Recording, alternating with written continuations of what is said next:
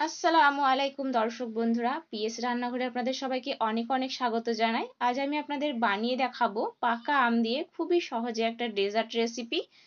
যারা আম খেতে অনেক বেশি ভালোবাসেন তারা কিন্তু এই ডেজার্টটা খুবই সহজে বানিয়ে খেতে পারবেন, অনেক বেশি লোভনীয় আর টেস্টি হয়। তো বন্ধুরা, পুরো ভিডিওটা কিন্তু অবশ্যই দেখবেন, আপনাদের অনেক উপকারে আসবে। আর ভিডিও ভালো লাগলে অবশ্যই একটা লাইক আর সাবস্ক্রাইবও করে দেবেন। তো আমি এখানে 1 কেজি পরিমাণ একটা আম নিয়েছি, এটাকে একদিক কেটে প্রথমে টুকরো টুকরো করে ছুরি দিয়ে কেটে নিচ্ছি, কারণ এটা ব্লেন্ড করব তাই এভাবে টুকরো করে কেটে নিচ্ছি আর দেখতেও সুন্দর লাগবে। তো সবগুলো আম কাটা হয়ে গেছে, মিক্সির জার খুব ভালো করে ধুয়ে পরিষ্কার করে নিয়েছি।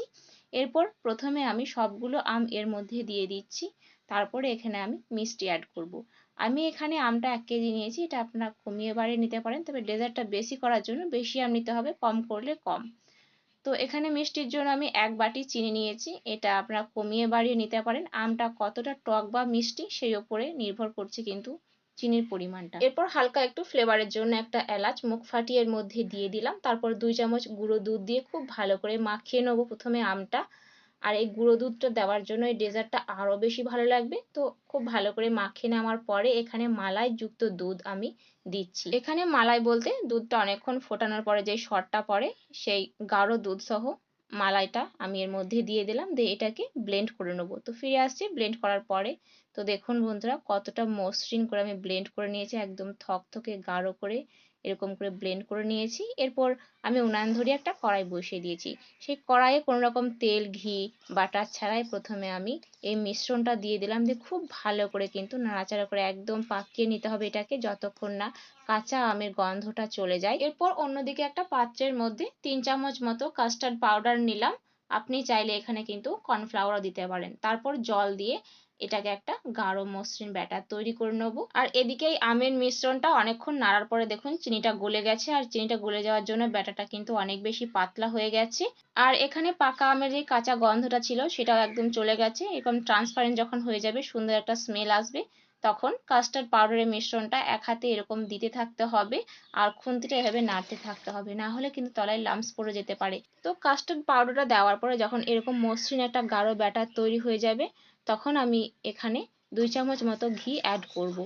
তো ঘিটা দেওয়ার পরে আবারও 5 মিনিট খুব ভালো করে মিশিয়ে নেবো। দেখবেন যে মেশানোর সাথে সাথে এরকম কড়াইয়ের গায়ে থেকে ছেড়ে আসছে। এর পর্যায়ে কিন্তু এটাকে আমি উনান থেকে নামিয়ে নেবো আর খুব ভালো করে ঠান্ডা করে নেবো। এরপর ডেজার্টটা সেট করার জন্য একটা প্লাস্টিকের জার নিয়েছি আর খুব ভালো করে ঘি ব্রাশ করে নিয়েছি যাতে সহজেই উঠে আসে।